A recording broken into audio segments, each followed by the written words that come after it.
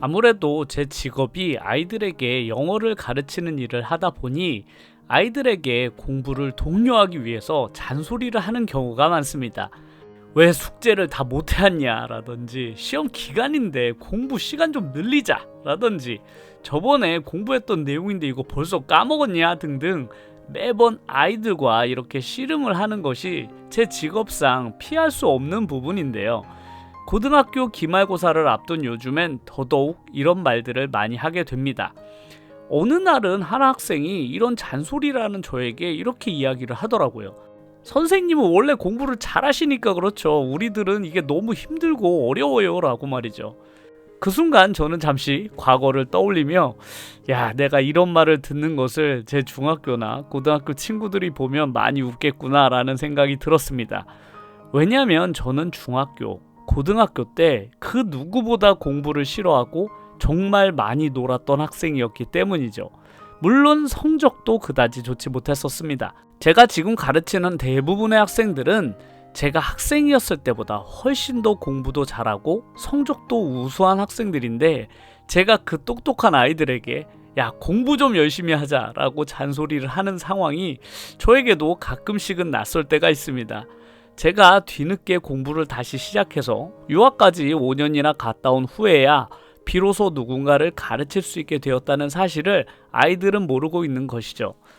저는 그 당시 제 인생을 너무나 바꿔보고 싶었거든요.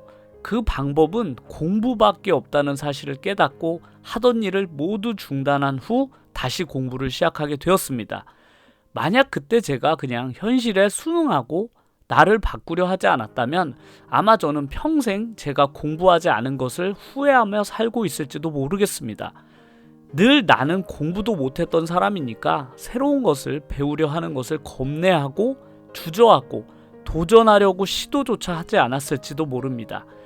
하지만 그 한순간의 결심이 단순히 내 인생에서 공부하는 것의 중요성을 깨우쳐준 것뿐만 아니라 무엇이든지 그것이 아무리 나에게 낯설고 어려운 영역이라고 하더라도 결국 공부나 꾸준한 노력을 통해서 익힐 수 있다는 사실을 알게 해준 것이 저에게는 너무나 다행스럽게 여겨집니다. 저는 제가 공부를 해야겠다고 결심했던 그 순간이 제가 살아오며 내린 여러 가지 결정 중에 가장 잘했다고 스스로에게 다짐하는 일 중에 하나라고 생각을 합니다. 그 한순간의 판단이 제 평생의 삶의 방향을 바꾸어 놓았으니까 말이죠. 결국 유튜브를 시작하게 된 것도 그 연장선에 있는 것 같습니다. 늘 유튜브를 할지 말지 고민하던 그 순간 남들이 하는 것을 내가 하지 못할 이유가 없다라고 생각을 했었던 것 같아요. 그리고 최근에 결심하게 된 이 투자자로서의 삶도 하나하나 잘 준비하고 공부 중에 있습니다.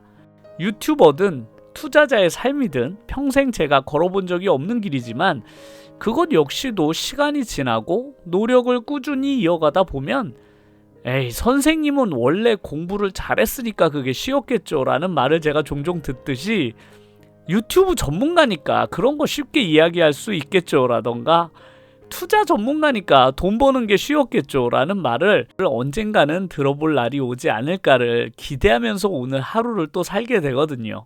여러분들도 유튜브가 처음이신 분들이 정말 많을 것이라 생각이 드는데요.